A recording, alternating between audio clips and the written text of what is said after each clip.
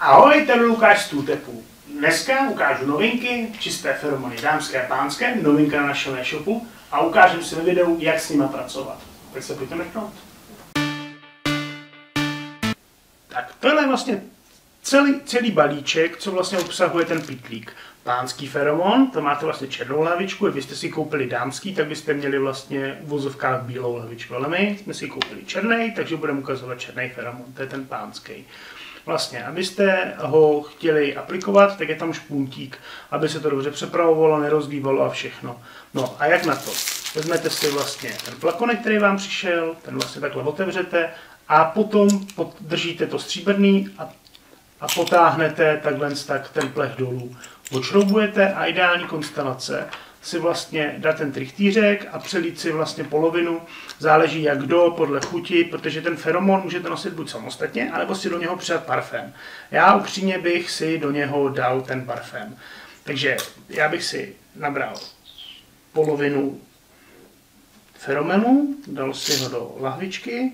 V případě záleží potom na vás, jak vy se na to budete tvářit, jak se vám ten feromon samostatně bude líbit. Já tu vůni vím, já tu vůni znám, takže vím, že mi se zase tolik nelíbí, takže já si tam dám vlastně parfém. Tohle je Havre, je taková kořeněná krémová vůně na chladnější dny v roce. To znamená, moje výhoda je to flakonek z Tutepu, takže já si ho můžu odšroubovat, otevřít. Pokud máte flakonek jakýkoliv jiný, budete si ho muset přestříkat. Záleží na vás, jestli si to přestříkáte do skla a potom něčím stříkačkou přesajete, nebo budete vlastně stříkat takhle tak do toho malého trichtýřku. Jo. Vidíte, že to vlastně jednoduše funguje.